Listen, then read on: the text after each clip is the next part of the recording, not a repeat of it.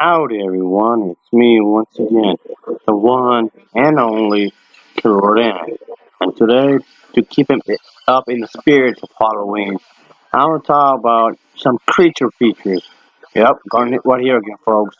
So I want to talk about films that were supposed to be made, but for whatever reason, the movie was not made. So I'm doing another of these videos, folks, where I speak about these projects that were supposed to be made.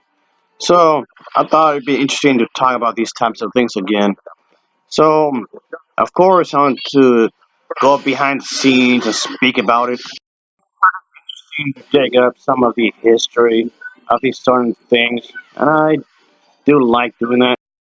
When you still give me a perfect excuse to talk about Halloween-related stuff and whatnot, because as mentioned multiple times before, it's definitely my favorite time of year. So, yeah, right there now, type of pumpkins and whatnot, carving shit.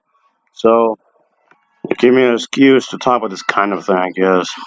Yes, All Hallow Eve, or All Hallows Eve, or All Saints Eve, however you want to say it, of course. Those made pronunciations and how to say this on holiday.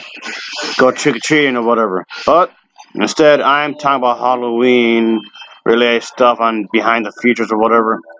So anyway, without further ado, let's just get into it, shall we? I guess. So here we go.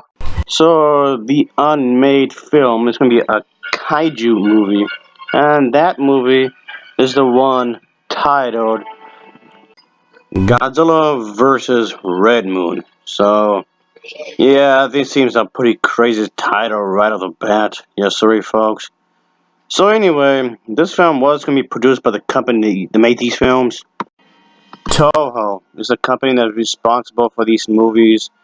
And for this film, yeah, they had another project in mind, starring the giant monster, Godzilla, of course. And it was going to be released during the summer of during the 1970s. So it was going to be a pretty crazy. Pretty much the premise of this movie was going to center around that there are this new kaiju monster creature that engages from the moon's surface and quickly flies downward towards Earth. And yes, of course, like you might expect, upon reaching its destination, the creature is sighted and yes, is dubbed Red Moon. So, almost instantaneously, another kaiju appears, of course, on a nearby island located somewhere in the Japanese area. Of course, like you might expect, the Japanese military force does eventually get involved in these strange things. Of course, they come to the conclusion that these two monsters should be led to one another in hopes that they would kill each other. The plan to lead the two monsters to one another is a success. However, instead of fighting each other, the two monsters mate, and it's revealed that the one monster and Red Moon are female and male. So, of course, I didn't expect. And yes, of course, Godzilla himself is eventually involved in all this. He comes to fight these creatures, and yeah, like you might expect, there's a big battle going on. Godzilla finally comes on around and starts fighting these things, of course. And he does battle with these two creatures, engaging in various places, of course. Lots of destruction, lots of stuff getting destroyed. A big epic battle, like you might expect from these kinds of movies, of course. So that was supposed to be the rough summary of the story, I suppose. And maybe it would have been good. Who knows, really?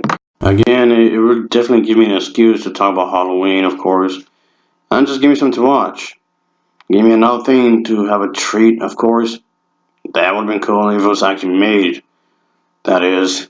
So, well, anyway, both of these companies were going to actually work together to have this film be made, but there seems to be some of these sources that seem to disagree on whether this film led to the other film, which was this and that film was actually made, by the way. This movie was actually going to be produced by the company, which would have been this one as us in a moment ago.